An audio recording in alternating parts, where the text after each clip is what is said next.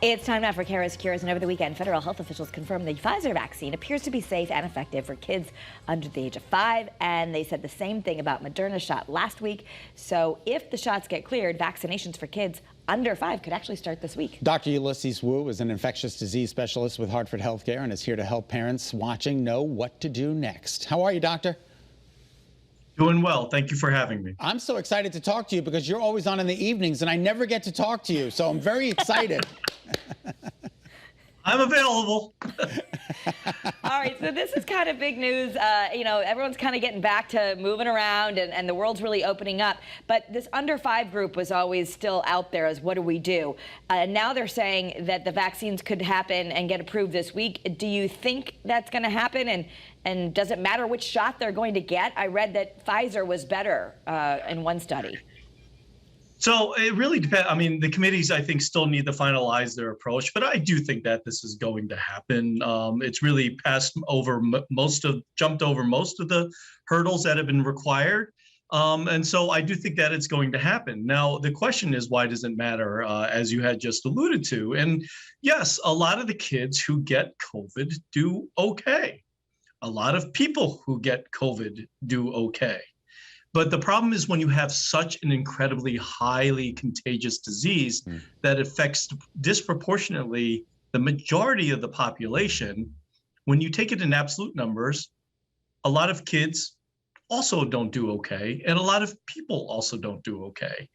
And when you take into account that the vaccine is safe, there's very little downside to not getting the vaccine. So an ounce of prevention, right, equals a pound of cure.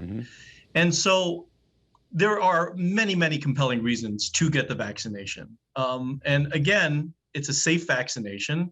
So there's not really that many reasons to not get the vaccination.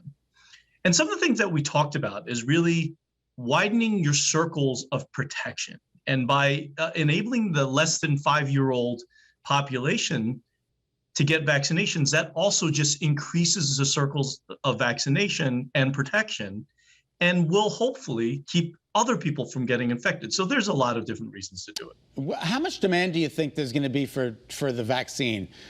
Do you think people are going to run out and get it, or do you think it's going to be a little slow rollout? What do you think? So it's going to be 2 camps. And so if you talked to me about this a year and a half ago, there would be a much, much higher demand. We are hoping that there is a higher demand, but I think you're going to have 2 camps, one that is going to go out and get it immediately. And then you're going to have the camp that is probably not going to get it. And then you have a smaller subset, the camp in the middle, to see what happens with the vaccinations. COVID has faded from the collective consciousness of our nation at this point.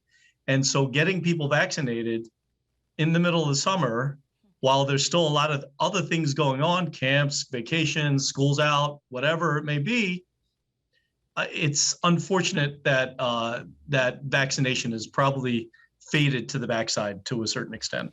But I think also parents really worry. I mean, we've seen this in the vaccine rates, much higher in adults. And then when it came to the youngest of kids, the more we got younger, the more people didn't do it. And may have been because they thought, oh, they're not going to get that sick. Also like, oh, they're really young. I hope, how do I know it's safe? How do I know it's this? What's your answer to that? Because I think some moms are just like, I don't want to take something that I don't know what's going to do to them in 10 years. That's something I hear a lot.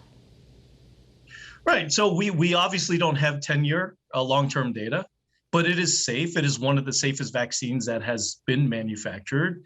And we can extrapolate from the short-term data what it's going to be in the long term at this point. And so I totally understand that. And the empathy that I have for the uncertainty, really, that's really what it comes down to, is uncertainty at this point. And that is going to cause hesitancy in decision-making. But we do know that kids do get sick. We do know that kids may do well, but they may infect other people who won't do well. We also know that kids, unfortunately, in such large amounts, do not do well. We do know that some, unfortunately, pass away. We also know that some, unfortunately, have long COVID or the consequences of it. And it is somewhat of a roll of the dice. Is that going to happen to your kid? Right. Probably not, but you have a preventable cure here. Right. And that's what's most important. Dr. Wu, we'll have more time to talk about this on our streaming channel, WFSB Plus, for Kara's Cures, but thank you so much for joining us for now.